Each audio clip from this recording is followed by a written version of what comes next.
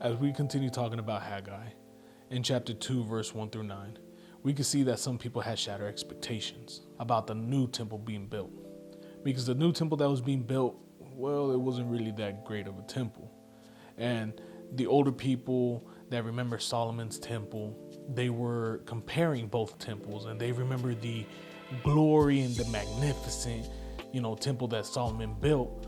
And the people were saying, well, it's not as great as it used to be. And the temple that Solomon built was like the temple. Like, that was the temple. That's where people were like, whoa. The temple that Solomon built was 180 feet wide, 90 feet long, and it was about 20 stories high. So that was the temple that these people had back in the day. Now, the Bible doesn't talk a lot about the temple that they're building now. There's not a lot of specific information about it, but from what we could read from verse 1 through 9, this shows that people were not happy with the temple. It shows that the temple was not up to the glory that Solomon's temple was.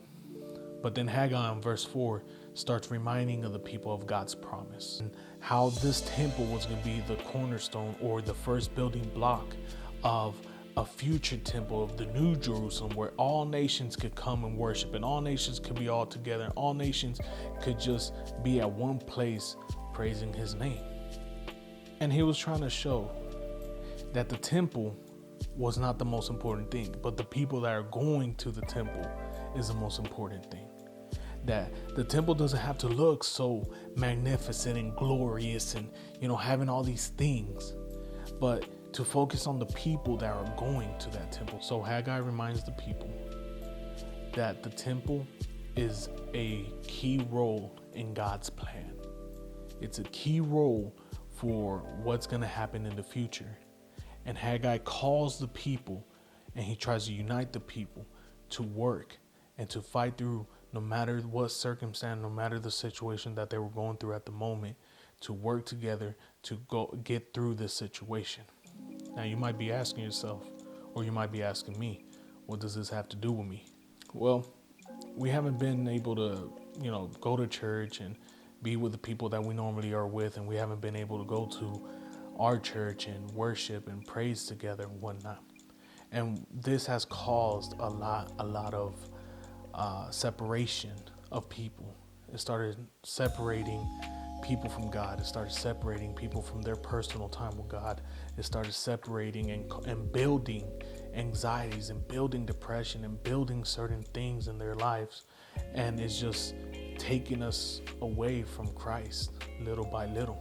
And some of us, we've been struggling with hope, and we've been struggling with doubts. And some of us have been slacking in our small groups, and some of us just been slacking in our personal time as well.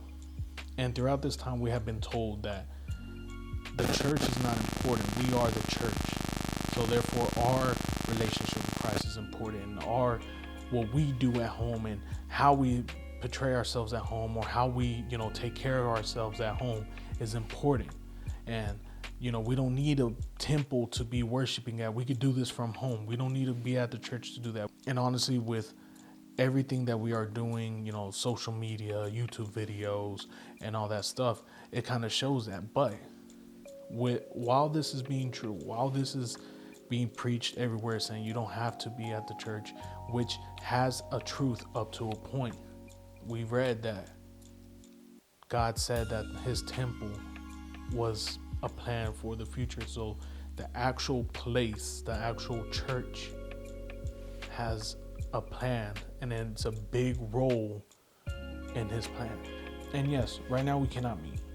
Yes, right now we cannot be together. We cannot hug each other through everything that is happening, through Corona, through people getting sick, through people just scared of, being around people. But the time that we can, we're going to be celebrating together. We're going to be hugging each other. We're going to be showing love to each other. We're going to be high-fiving, all that stuff. But when that time comes, we need to, at this moment, we still got to stay together. Yes, we don't have a temple right now to go worship at. Yeah, we don't have a place where we could be together and whatnot. But that shouldn't take us away from Christ. So, at this time, if you need somebody, know that we're here. We're here 24/7 for any of you guys. Any of y'all that decide, hey, I need somebody to talk to. I want somebody to talk to.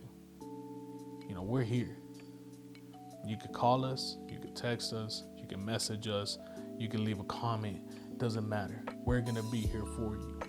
Whatever situation you are going through might be happening right now. But trust me when I say this, God does have a bigger, better plan for us in the future. But we just got to trust him.